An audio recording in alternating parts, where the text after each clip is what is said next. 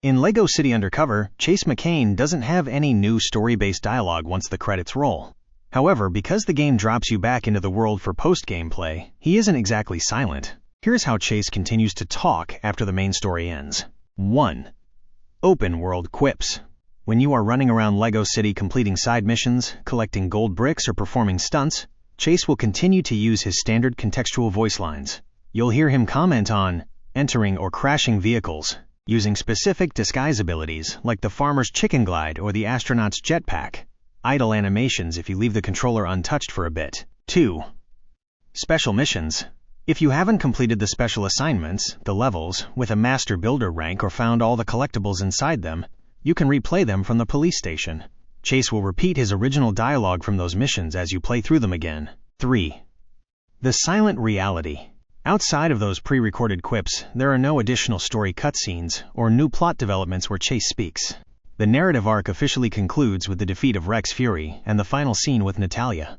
Would you like me to help you find the locations of the remaining red bricks or hidden police shield pieces to help you reach 100% completion?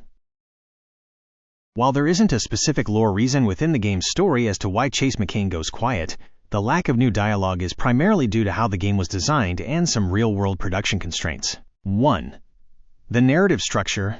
In most open-world LEGO games from TT Games, the story is written as a self-contained movie.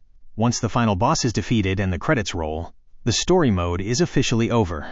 The game then switches to free play mode, which is intended for exploration and completion rather than narrative progression. Because there is no post-game story content, no new dialogue was recorded for that phase. 2. Scrapped content and time constraints. Development records show that several story ideas were actually cut from the final game due to time constraints. For example, a bad ending. There was originally a branching path where Chase could have taken a darker turn, including dialogue about his first bank job. Unused missions files in the game code suggest there were planned missions and puzzles, like repairing elevators or cleaning floors, that would have featured more dialogue, but these were removed before release. 3. Focus on gameplay over story. Since LEGO City Undercover was an original IP, not based on a movie like Star Wars or Marvel, the developers focused heavily on the 20-plus districts and hundreds of collectibles.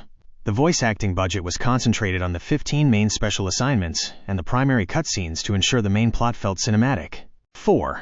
Voice actor availability. The protagonist is voiced by Joseph May. While he did return for the 3DS prequel, The Chase Begins, recording additional dialogue for a post-game that has no new missions would have required additional studio time and costs that are rarely allocated for LEGO games once the main script is finished.